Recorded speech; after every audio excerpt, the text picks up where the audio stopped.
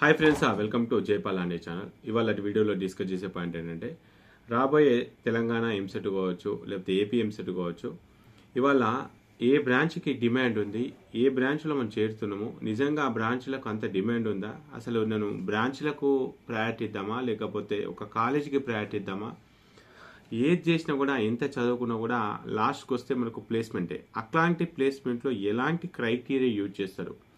మీరు చదువుకున్న బ్యాక్గ్రౌండ్లో చదువుకున్నటువంటి సిఎస్సి రిలేటెడ్ చైల్డ్ బ్రాంచ్ చూస్తారా, లేకపోతే సిఎస్సి చూస్తారా, ఐటీ చూస్తారా, ఈసీ చూస్తారా, మెకానికలా, సివిలా, అసలు ప్లేస్మెంట్స్ ఎలా జరుగుతున్నాయి, ఏ కాలేజీలో ఎలా జరుగుతుంది, ఏ కాలేజీలో ఎలాంటి సిస్టమేటిక్ ఫాలో అవుతూ ఉంటారు, కొన్ని ఎగ్జాంపుల్స్తోనే మీకు దీంట్లో ఎక్స్ప్లెయిన్ చేయబోతా ఉన్నాను. అదేవిధంగా సిలబస్ అని చెప్పేసి అంటున్నారు. నిజంగా సిలబస్లో ఎన్ని మార్పులు ఉన్నాయి అవన్నీ కూడా దీంట్లో డిస్కస్ చేద్దాం. మరి నేను మీ నుంచి ఎక్స్పెక్ట్ చేసేది ఖచ్చితంగా లైక్. మీరు ఎన్ని లైక్స్ అయితే ఇస్తారో అంత కంటెంట్ మీకు ఇవ్వాలని ఒక ఆలోచన వస్తుంది. కాబట్టి ఖచ్చితంగా ఈ వీడియోని అయితే లైక్ చేసే ప్రయత్నం అయితే చేయండి. సో నేనైతే జైపాల్ అని మీకు తెలుసు. గత 10 సంవత్సరాలుగా ఎంసెట్లో నేను ఉన్నాను. ఎన్ని కాలేజీలు అయితే ఉన్నాయో అన్ని కాలేజీలకు సంబంధించినటువంటి ఇన్స్పెక్షన్స్ కావచ్చు, ఆ కాలేజీల ప్లేస్మెంట్స్ కావచ్చు, ప్రతి కాలేజ్ పైన నాకు కొంత అవగాహన ఉంది. అదేవిధంగా మనం టీచింగ్ ప్రొఫెషన్లో ఉన్నాం కాబట్టి అక్కడ జరిగే రిక్రూట్మెంట్ ప్రాసెస్ ఏంటి అనేది కూడా నాకు తెలుసు. కాబట్టి మీకు క్లియర్గా ఎక్స్ప్లెయిన్ చేస్తాను.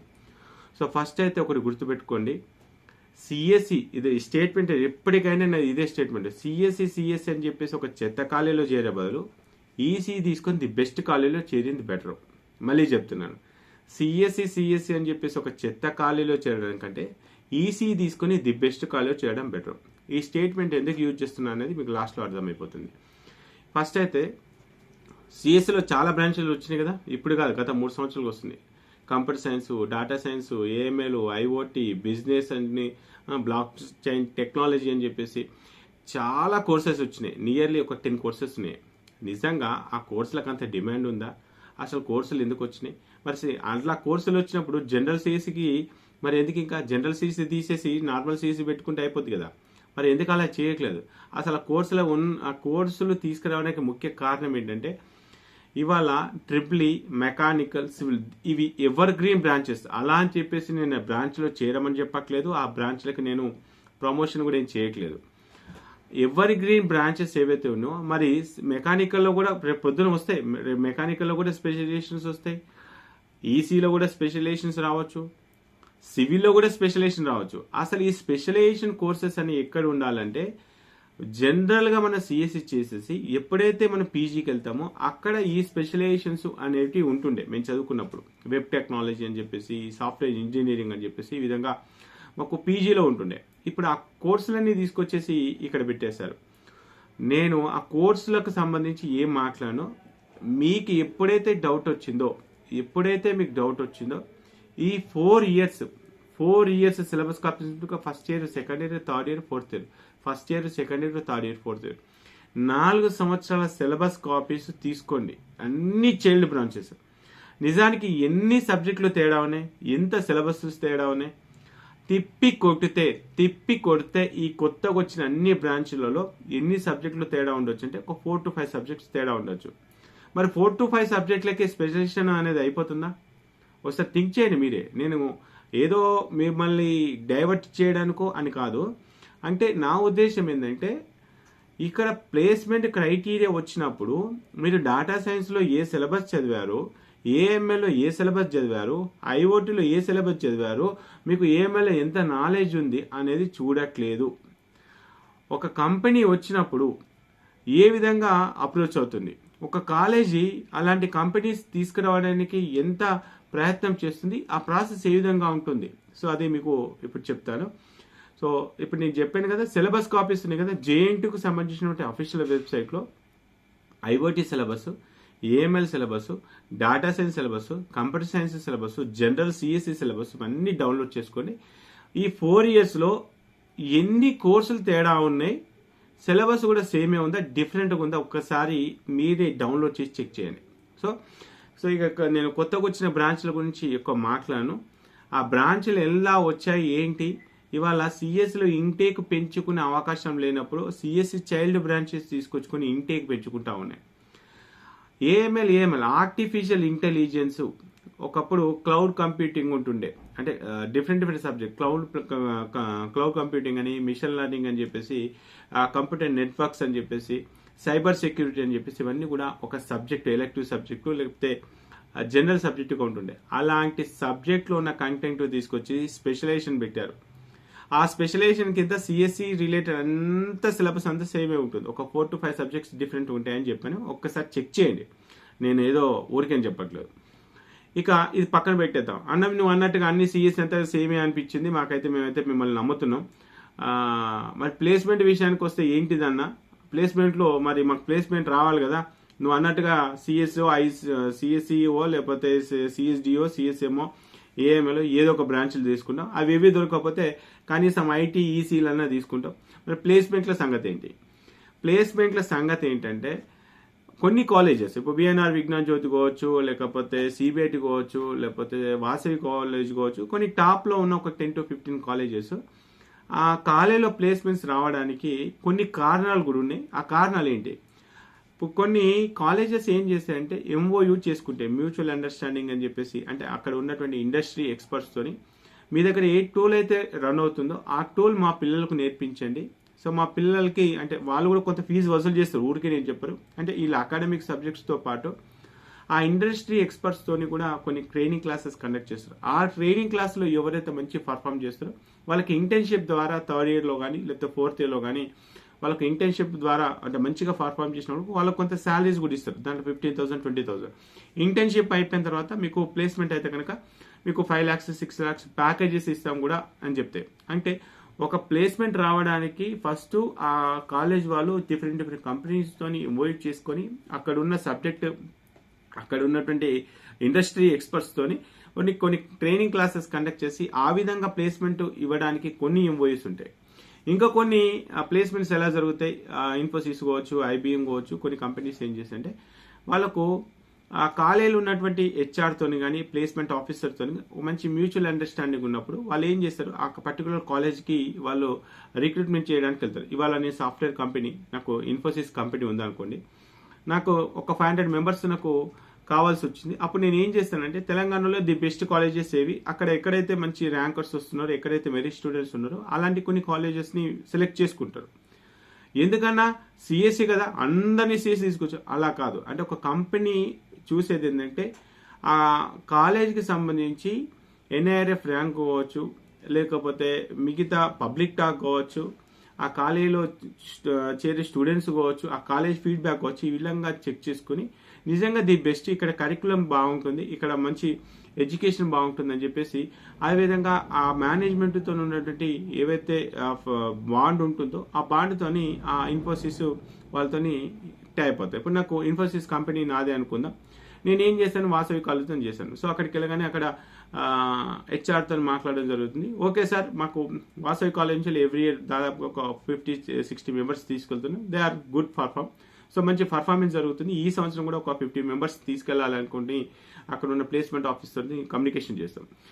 అక్కడ అయిపోయిన తర్వాత ఆ కంపెనీ వాళ్ళు ఏం చేస్తారంటే, సార్ మన దగ్గర మొత్తం వాసవి కాలేజీలో ఎంతమంది ఉన్నారు సార్, టోటల్గా మనకు సిఎస్సి, ఈసీ, ట్రిపుల్ మెకానికల్ అన్నీ కలిపేసి దాదాపుగా 600 members ఉన్నారు సార్. ఈ 600 membersలో ఎంతమందికి జీపీఏ ఉందండి అంటే 7 GPA, 8 GPA. ఆ కంపెనీ వాడు ఏం చేస్తారంటే ఫస్ట్ నీకు ఎంత నాలెడ్జ్ ఉందనేది కాదు, ఇక 7 GPA కట్ ఆఫ్ పెట్టేస్తారు. 7 GPA ఉన్న వాళ్ళందరినీ పక్కన పెట్టేసాయనంట. ఆ ఎక్సెల్ షీట్ ఏదో ఒకటి ఉంటుంది, 7 GPA. అయ్యో సార్, ఒక స్టూడెంట్ ఉన్నాడు, అతను ఒక 4 బ్యాక్లాగ్స్ ఉన్నాయి, కానీ ఇథికల్ హ్యాకింగ్లో కింగ్, ఏఎంఎల్లో చాలా కింగ్ అని చెప్పేసి అన్న కూడా యూజ్ లేదు. ఎందుకంటే ఫస్ట్ క్రైటీరియా ఏంటంటే వాళ్ళు ఒక జీపీఏ పెట్టేస్తారు, 7 GPA, 6 లేకపోతే 8. ఆ జీపీఏ ప్రకారంగా అక్కడ ఉన్న మెంబర్స్ అందరినీ ఒక సైడ్కి చేస్తారు. ఆ సైడ్కి చేసేటప్పుడు వాళ్ళ రిక్వైర్మెంట్ బేస్ చేసుకుని CSC related all branches, EC maximum ఏ సాఫ్ట్వేర్ కంపెనీ వచ్చినా కూడా ఇంక్లూడింగ్ ఈసీని మెన్షన్ చేస్తారు. కొన్ని కంపెనీస్ అయితే అసలు ఇక వాళ్ళకి ఏ సంబంధం లేదు, మొత్తం కెమికల్ ఇంజనీరింగ్తో సహా వాళ్ళకి మీకు మంచి జీపీఏ ఉన్నటువంటి స్టూడెంట్స్ని, 7 GPA ఉన్న స్టూడెంట్స్ మాకు ఇవ్వండి, మేమే టెస్ట్ పెట్టుకుంటామని చెప్పేసి తీసుకుంటారు. సరే, ఇప్పుడు ఒక మంచి కంపెనీ, నేనే సాఫ్ట్వేర్ కంపెనీ అనుకుంటున్నా కాబట్టి నేనేం చేశాను, సార్ నేను సిఎస్సి పీపుల్ ఎవరైతే ఉన్నారో, సిఎస్సి, సిఎస్ఎం, డేటా సైన్స్, దాంట్లో 7 GPA వచ్చినా సరే ఐటీలో 7 జీపీ వచ్చినా సరే, ఈసీలో 7 జీపీ వచ్చినా సరే, క్రిబ్లీలో 7 జీపీ వచ్చినా, నాకు 7 జీపీ వచ్చిన స్టూడెంట్స్ లిస్ట్ ఇవ్వండి. ఓకే, 600 మెంబర్స్లో ఒక 300 మెంబర్స్ పక్కకు వచ్చారు. ఇప్పుడు మేము చేస్తాం, ఆ సాఫ్ట్వేర్ రిక్రూట్మెంట్ టీం వాళ్ళు ఏం చేస్తారంటే వాళ్ళు ఒక టెస్ట్ పెట్టేస్తారు. 300 మెంబర్స్కి ఎట్ ఏ టైం ఆన్లైన్లో కానీ ఆఫ్లైన్లో కానీ ఫస్ట్ ఒక లెవెల్ ఆఫ్ టెస్ట్ పెట్టేస్తారు. ఆ లెవెల్ ఆఫ్ టెస్ట్ పెట్టినప్పుడు అక్కడి నుంచి దాదాపు ఒక 200 మెంబర్స్ ఫిల్టర్ అవుతారు. మళ్ళీ ఇప్పుడు ఇంకొక రౌండ్ ఉంటుంది, అంటే మేబీ ఆప్టిట్యూడ్ కావచ్చు, లేకపోతే రీజనింగ్ కావచ్చు, లేకపోతే టెక్నికల్ కావచ్చు. దాని తర్వాత ఆ రౌండ్ అయిపోయిన తర్వాత మళ్ళీ ప్రోగ్రామింగ్ స్కిల్స్, ఈ విధంగా రౌండ్ 1, రౌండ్ 2, రౌండ్ 3 ఈ విధంగా రౌండ్స్ అన్ని కండక్ట్ చేసుకుంటూ వచ్చిన తర్వాత అక్కడ ఒక 50 మెంబర్స్ మిగిలిపోయారు అనుకోండి. ఆ 50 మెంబర్స్కి డైరెక్ట్గా ఫేస్ టు ఫేస్ ఇంటర్వ్యూస్ కూడా ఉంటాయి. ఇప్పుడు ఫేస్ టు ఫేస్ ఇంటర్వ్యూస్ ఉన్నప్పుడు వాళ్ళు చెక్ చేసేది ఏంటి, ఒక ఎదుటి వ్యక్తి మాట్లాడినప్పుడు అతనికి ప్రోగ్రామింగ్ స్కిల్స్ ఎంతవరకు ఉన్నాయి, ఎంతవరకు టెక్నికల్గా థింక్ చేయగలుగుతున్నాడు, అతడు లెర్నింగ్ కేపబిలిటీ ఉందా లేదా అన్న పాయింట్ ఆఫ్ లో అక్కడ ఉన్న హెచ్ఆర్ మిమ్మల్ని ఇంటర్వ్యూ చేసేసి, ఒకవేళ ఇంటర్వ్యూలో కనుక అంటే ఆల్మోస్ట్ 3 రౌండ్స్ బాగా పర్ఫామ్ చేసాము, హెచ్ఆర్తో కూడా బాగా పర్ఫామ్ చేసాము, టెక్నికల్ కానీ ప్రోగ్రామింగ్ అన్ని మంచి స్కిల్స్ ఉన్నాయని చెప్పేసి అనిపించినప్పుడు డెఫినెట్గా మిమ్మల్ని రిక్రూట్ చేసుకుంటారు. ఆ రిక్రూట్ చేసుకునేటప్పుడు మీరు డేటా సైన్సా, ఐఓటా, ఏఎంఎల్, ఈసీ అని చూడటం. ప్రతి ఒక్క కాలేజ్ వెబ్సైట్ చూడండి, అరే ఈజీ ఇప్పుడు ఓన్లీ సిఎస్ వాళ్ళకే, డేటా సైన్స్ వాళ్ళకే, ఏఎంఎల్ వాళ్ళకి జాబులు రావట్లేదు, ఈసీ వాళ్ళకు కూడా వస్తున్నాయి, కెమికల్ ఇంజనీరింగ్ వాళ్ళకు కూడా వస్తున్నాయి, సివిల్ ఇంజనీరింగ్ వాళ్ళకు కూడా వస్తున్నాయి. ఎవరికైనా జాబ్లు వస్తాయి. కంప్యూటర్ సైన్స్ రిలేటెడ్ జాబ్స్ ఎవరికైనా వస్తాయి. గుర్తుపెట్టుకోండి, ఒక కంప్యూటర్ సైన్స్ స్టూడెంట్కి మెకానికల్ జాబ్ రాదు, ఎప్పటికీ రాదు.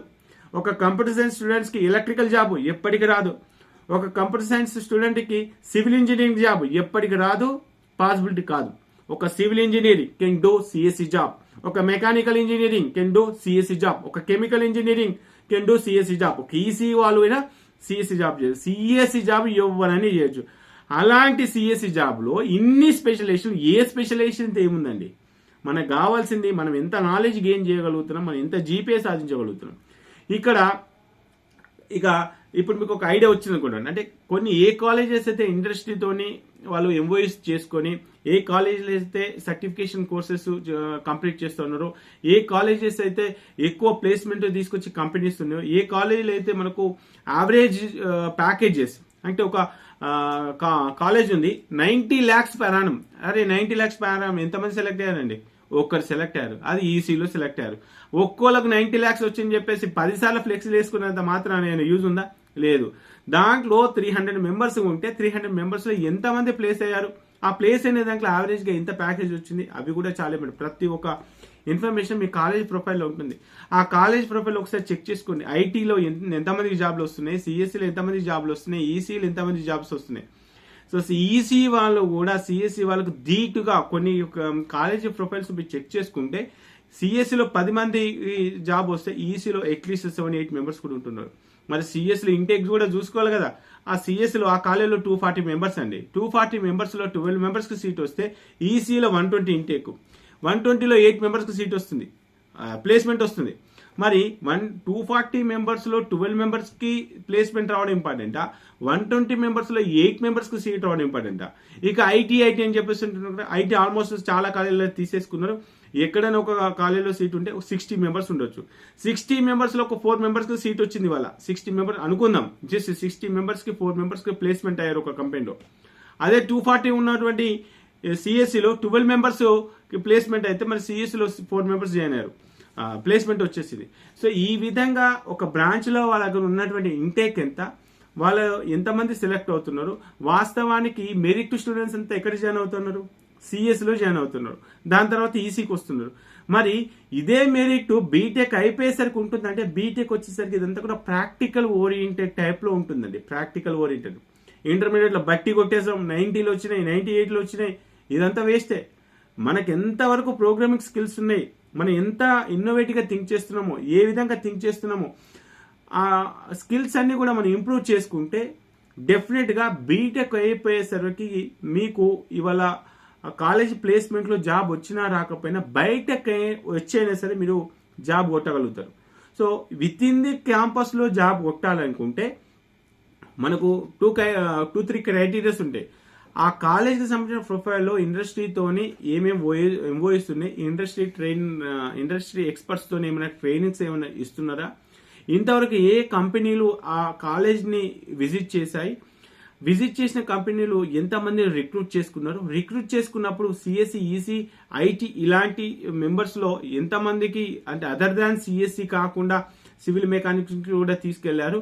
సో ఇవన్నీ కూడా మన క్రైటీరియాస్ మనం చెక్ చేసుకుని ఆ కాలేజీలో జాయిన్ అయ్యే ప్రయత్నం చేయాలి. అంతే తప్ప సిఎస్సి తీసుకపోయి ఒక చెత్త కాలేజ్, సిఎస్సి ఏందన్నా, సిఎస్సి ఫుల్ డిమాండ్ ఉంది, నేను హైదరాబాద్ కాలేజీలో సీట్ రావట్లేదు, నాకు మంచి చెత్త కాలేజీలో సీట్ వస్తుంది. మరి నా పరిస్థితి ఏంటంటే, అదే జాబ్ కొట్టేది ఉంటే ఎక్కడ కొట్టాలి, క్యాంపస్ ప్లేస్మెంట్లను కొట్టాలి, 4 సంవత్సరాల లోపే జాబ్ కొట్టి చూపించాలి. జాబ్ కొట్టి చూపించాలంటే ఆ కాలేజీ ఎంతవరకు ప్లేస్మెంట్స్ తీసుకొని వస్తుంది అనేది ఇంపార్టెంట్. కాలేజీ ప్లేస్మెంట్ తీసుకురాగానే అయిపోతుందా, మనం కూడా సత్తట అరే కాలేజీ అదే 10 lakh 20 lakhs 15 lakhs ప్యాకేజెస్ ఉంటే ఒక టెక్నికల్ రిక్రూట్మెంట్ జరుగుతుంది, సాఫ్ట్వేర్ డెవలపర్స్ రిక్రూట్మెంట్ జరుగుతుంది. సో అలాంటి కంపెనీస్ ఎన్ని వస్తున్నాయి, ఎంతమంది సెలెక్ట్ అవుతున్నారు, అంతేగాని ఏదో దిక్కుమల్లే బీపీఓలు లేకపోతే ఏదో తీసుకొచ్చిన కాలేజీలు మనం కనుక చెక్ చేసుకుంటే ఫ్యూచర్ అంతా మనం క్వశ్చన్ మార్కులు ఉంటాం. అంటే విత్ ఇన్ ది 4 years లో మనకు జాబ్ రాదు. ఎందుకు రాదు, ఆ కాలేజ్కి అసలు ప్లేస్మెంటే దిక్కులేవు. ఒకవేళ వచ్చినా కూడా ఏదో బీపీఓస్ వస్తున్నాయి. మరి అలాంటప్పుడు అలాంటి కాలేజీలు చేరినాం అనుకో 4 years లో మనకు డిగ్రీ వస్తుంది తప్ప ప్లేస్మెంట్ రాదు. మళ్ళీ ఏం చేయాలి, ఈ 4 years అయిపోయిన తర్వాత అన్న నేను సిఎస్సి తీసుకున్నా, అన్న నేను ఈసీ తీసుకున్నా, ఇప్పుడు ఏ కోర్స్ తీసుకోవాలి, నేను జావా తీసుకున్నా, ఐఓటీ తీసుకున్నా, పైథాన్ తీసుకున్నా, డేటా సైన్స్ తీసుకున్నా, మళ్ళీ అమీర్పేటకి వెళ్ళాలి, ఒక 6 months కూర్చోవాలి. మళ్ళీ అక్కడ వాళ్ళు కూడా ఇండస్ట్రీతో ఏదో టైప్ అవుతారు, వాళ్ళు కూడా కొన్ని ఇంటర్వ్యూస్ సంబంధించిన షెడ్యూల్ ఇస్తారు. మళ్ళీ బీటెక్ అయిపోయి 1 year తర్వాత మళ్ళీ ఏదో ఫేక్ సర్టిఫికేట్ లేకపోతే ఫేక్ ఎక్స్పీరియన్స్ పెట్టుకొని మళ్ళీ మనం ఇండస్ట్రీకి వెళ్లాల్సిన పరిస్థితి ఉంటుంది. ఇది రియాలిటీ జరుగుతుంది, నేను అబద్ధం చెప్పట్లేదు. కావాలంటే ఒకసారి మీ సీనియర్స్ అడగండి, ఎంతమంది సీనియర్స్ కి కెమికల్ ఇంజనీరింగ్ వాళ్ళు ఇవాళ సాఫ్ట్వేర్ కంపెనీలో ఉన్నారు, ఎంతమంది ఈసీ కంప్లీట్ చేసిన వాళ్ళు సాఫ్ట్వేర్ కంపెనీలో ఉన్నారు, ఎంతమంది మెకానికల్ వాళ్ళు సాఫ్ట్వేర్ కంపెనీలో ఉన్నారు. మరి వాళ్ళకు ఎలా జాబ్స్ వస్తున్నాయి? అక్కడ మెరిట్ స్టూడెంట్, అరే కంప్యూటర్ సైన్స్ ఏముంది చెప్పండి, ఒక జావా, సి, పైథాన్ ఇవన్నీ కూడా కూర్చొని నేర్చుకుంటే ఒక 6 months లో కంప్లీట్ చేయొచ్చు. ప్రోగ్రామింగ్ స్కిల్స్ ఎక్కడికి పోయినా కూడా మనం ఇంప్రూవ్ చేసుకోవచ్చు, దాంట్లో డోకేం లేదు. వాస్తవానికి సిఎస్సి వాళ్ళు చేయాల్సిన జాబ్ ఏంటో తెలుసా, ఇట్లాంటి అప్లికేషన్స్ కాదు, ఏదో ఫేస్బుక్ చేయడమో వాట్సాప్ చేయడమో కాదు. నిజంగా సిఎస్సి వాళ్ళు జాబ్ చేయాలంటే ప్రోడక్ట్ బేస్డ్ జాబ్స్ అని ఉంటాయి. ప్రోడక్ట్ బేస్డ్ జాబ్స్ అంటే వాటి ప్యాకేజెస్ ఒక లెవెల్లో ఉంటాయి. సో జస్ట్ ఎగ్జాంపుల్ చెప్తాను, వాట్సాప్, ఫేస్బుక్ లేకపోతే స్నాప్చాట్ ఇవన్నీ కూడా చిన్న చిన్న అప్లికేషన్స్ కదా. ఈ అప్లికేషన్స్ అన్ని దేనిలో రన్ అవుతాయి, ఆండ్రాయిడ్లో రన్ అవుతాయి. అలాంటి ఆండ్రాయిడ్ని డెవలప్ చేసే సత్తా వరకు ఉంటుందంటే సిఎస్సి వాళ్ళకు ఉంటుంది. అలాంటి ఆండ్రాయిడ్ లాంటి కంపెనీలో, సన్ సోలారిస్ అనే కంపెనీలో, విండోస్లో, మైక్రోసాఫ్ట్లో ఏవైతే ప్రోడక్ట్స్ తయారు చేసే, ప్రోడక్ట్స్ అంటే ఏదో ఫిజికల్ ప్రోడక్ట్స్ కాదు, ఒక ఫోటోషాప్ ఒక ప్రోడక్ట్, ఒక ఎంఎస్ ఆఫీస్ ఒక ప్రోడక్ట్, విండోస్ ఒక ప్రోడక్ట్, లైనక్స్, యూనిక్స్, ఇంకా టైజాన్ అని చెప్పేసి ఆ మధ్య కొత్త ఇట్లా కొన్ని ఆపరేటింగ్ సిస్టమ్ లెవెల్ అంటే ఒక ప్రోడక్ట్ లెవెల్, ఒక పెద్ద సాఫ్ట్వేర్ కంపెనీలు పెద్ద పెద్ద ప్రోడక్ట్స్ ఏవైతే మన సాఫ్ట్వేర్ ప్రొడక్ట్స్ బయటకు వస్తాయో అలాంటి కంపెనీలో జాబ్ చేసినప్పుడు సిఎస్సి జాబ్ అంటాం. అలా కాకుండా ఏదో ఒక అప్లికేషన్ చేసి ఏదో వాట్సాప్లో, ఏదో ఫేస్బుక్లో, లేకపోతే చిన్న చిన్న కంపెనీలో ఏదో ఒక అప్లికేషన్ బేస్డ్ జాబ్ చేస్తే సిఎస్సి వాళ్ళకు ఈసీ వాళ్ళకి తేడా లేదు. అలా అని చెప్పేసి నేను సిఎస్సి వాళ్ళని డిస్కరేజ్ చేయట్లేదు. మరి ప్రోడక్ట్ బేస్డ్ జాబ్లో అన్ని రిక్రూట్మెంట్ ఉందా? లేదు. ప్రోడక్ట్ బేస్లో మనకి ఎంతమంది అవసరం వస్తారు? అప్లికేషన్ చేయడానికి ఒక 100 members కనుక రిక్రూట్మెంట్ అవసరం వచ్చినప్పుడు ప్రోడక్ట్ బేస్ చేయడానికి ఓన్లీ 10 members. అంటే ప్రోడక్ట్లో చాలా తక్కువ రిక్వైర్మెంట్ ఉంటుంది, ఎక్కువ శాలరీస్ ఉంటాయి, కానీ అప్లికేషన్ చేయడానికి వాళ్ళకు కావాల్సింది ప్రోగ్రామింగ్ స్కిల్స్. సో ఆ పాయింట్ ఆఫ్ లో ఒక్కొక్క కంపెనీ వాళ్ళకి రిక్వైర్మెంట్ బేస్ చేసుకుని వాళ్ళు రిక్రూట్ చేసుకుని వెళ్తారు. అలాంటి రిక్రూట్ చేసుకునేటువంటి కంపెనీస్ ఇన్వైట్ చేసే కాలేజెస్ ఏవి, ఏ ఏ కంపెనీ ప్రొఫైళ్లలో మనకు ఏ అకాడమిక్ ఇయర్ లో సిఎస్సి నుంచి ఎక్కువ ప్లేస్మెంట్ అయ్యారా, ఈసీ నుంచి ఎక్కువ ప్లేస్మెంట్ అయ్యారా, ఐటీ నుంచి, అక్కడ కూడా మెంబర్స్ చూడొద్దు. సిఎస్సిలో ఇంటేక్ 240 ఉన్నటువంటి కాలేజెస్ ఉన్నాయి, 120 ఉన్నటువంటి కాలేజెస్ ఉన్నాయి. సో చాలా ఇంటేక్ ఉంటుంది. అలాంటి ఇంటేక్ లెక్కలి మీ సిఎస్సి లెక్కలి 60 members రిక్రూట్ అయితే ఏంటిది, 60 members ఉన్న ఐటీ లెక్కలి 30 members రిక్రూట్ అయితే ఏంటి. కాబట్టి ఇక్కడ పర్సెంటేజ్ ఆఫ్ ప్లేస్మెంట్స్ అనేది డిపార్ట్మెంట్ వైజ్ గా క్యాలిక్యులేషన్ చేయాలి. ఈ ప్యాకేజెస్ కూడా ఒక కాలేజీలో ఒకరికి ప్యాకేజెస్ కాదు, యావరేజ్ ప్యాకేజ్ ఏ విధంగా వస్తుంది ఆ విధంగా చెక్ చేసుకోండి. ముఖ్యంగా నేను మళ్ళీ చెప్తున్నాను, ఇక డిపార్ట్మెంట్స్ ఈ బ్రాంచెస్ అన్ని కూడా మర్చిపోండి. బెస్ట్ కాలేజీలో బెస్ట్ ప్లేస్మెంట్స్ ఇచ్చే ఏ కాలేజ్ అయితే ఉంటాయో, ఇండస్ట్రీ ఎక్స్పర్ట్స్ తోని ఏ కాలేజీలో అయితే ఎంఓఎస్ తీసుకుంటున్నారో, ఏ కాలేజీలో అయితే ఎక్కువ ప్లేస్మెంట్స్ అవుతున్నాయి, ఏ కాలేజీలో అయితే ఎక్కువ ప్యాకేజెస్ యావరేజ్ ప్యాకేజెస్ వస్తున్నాయి, అలాంటి కాలేజ్ ప్రొఫైల్స్ ని ఒకసారి చెక్ చేయండి. ప్రతి కాలేజ్ సంబంధించిన వెబ్సైట్ ఉంటుంది, ఆ వెబ్సైట్ లో ఒకసారి చెక్ చేసుకుంటే మనకి తెలిసిపోతుంది. అంతే తప్ప ఇవాళ వాళ్ళకు డిమాండ్ ఉంది, సిఎస్సికి ఇంత డిమాండ్ ఉంది, డాటా సైన్స్కి ఇంత డిమాండ్ ఉంది, ఐఓటీకి ఇంత డిమాండ్ ఉంది, ఏఎంఎల్కి ఇంత డిమాండ్ ఉంది అని కాదు. ఆ డిమాండ్ ఉన్న కోర్సెస్ ఏవైతే ఉన్నాయో ఒక్కసారి సిలబస్ ఇవ్వండి సార్, మేము ఏం మాట్లాడము, ఏఎంఎల్ సిలబస్ ఇవ్వండి, ఐఓటీ సిలబస్ ఇవ్వండి, డాటా సైన్స్ సిలబస్ ఇవ్వండి, ఈ 4 సిలబస్ ముందు పెట్టేసి ఎన్ని సబ్జెక్టులు తేడా ఉన్నాయి. అరే సైబర్ సెక్యూరిటీ అనేది ఒక కోర్సు, మిషన్ లెర్నింగ్ అనేది ఒక కోర్సు, అంటే ఒక కోర్సు మీన్స్ ఒక సబ్జెక్ట్ లాంటిది. అలాంటి సబ్జెక్ట్లో నాలెడ్జ్ గెయిన్ చేయడానికి పెద్ద ప్రాబ్లం లేదు. ఈ 4 years లో నేను ఈ అకాడమిక్స్ తో పాటు వేరే టూల్స్ కూడా నేర్చుకుంటా, అంటే అడ్వాన్స్డ్ టూల్స్ కూడా, అంటే సిలబస్ లో లేనటువంటి అడ్వాన్స్డ్ టూల్స్ కూడా ఉన్నాయి. మీరు చాలా మంది కూడా ఇండస్ట్రీకి వచ్చే వాళ్ళు కూడా అరే అప్పుడు నేర్చుకున్న, అంటే విత్ ఇన్ ది బీటెక్ లో నేర్చుకున్నది ఒకలాగా ఉంది, ఇండస్ట్రీకి వచ్చిన తర్వాత ఒకలాగా ఉంది. సో ఇక్కడ మనకు ఈ బీటెక్ లో ఏమవుతుందంటే ఫౌండేషన్ ఎంత స్ట్రాంగ్ అంటే అంత స్ట్రాంగ్ ఉండాలి, ప్రోగ్రామింగ్ స్కిల్స్ ఎంత స్ట్రాంగ్ అంటే అంత స్ట్రాంగ్ ఉండాలి. ఒక్క సి లాంగ్వేజ్ వచ్చింది అనుకోండి, జావా, C++, పైథాన్ ఏదైనా సరే ఒక 15 days 20 days లో కంప్లీట్ అయిపోతుంది. సో మాక్సిమం నేను కూడా ట్రై చేస్తాను సి లాంగ్వేజ్ క్లాసెస్ కండక్ట్ చేయడానికి ఈ అకాడమిక్ ఏదైతే నేను ప్లాన్ చేస్తాను. సో ఎంత సింపుల్ గా నేర్చుకోవాలి, ఎంత డెప్త్ గా నేర్చుకోవాలి, నేర్చుకున్న బేసిక్స్ పర్ఫెక్ట్ గా నేర్చుకుంటే సరిపోతుంది. మనకు ఉన్న ప్రోగ్రామింగ్ అంతా 100 ప్రోగ్రామ్స్ వచ్చు, 1000 ప్రోగ్రామ్స్ వచ్చు, ఒక 2000 ప్రోగ్రామ్స్ అన్ని కూడా నా మైండ్ లో ఉన్నాయని చెప్పడం కాదు.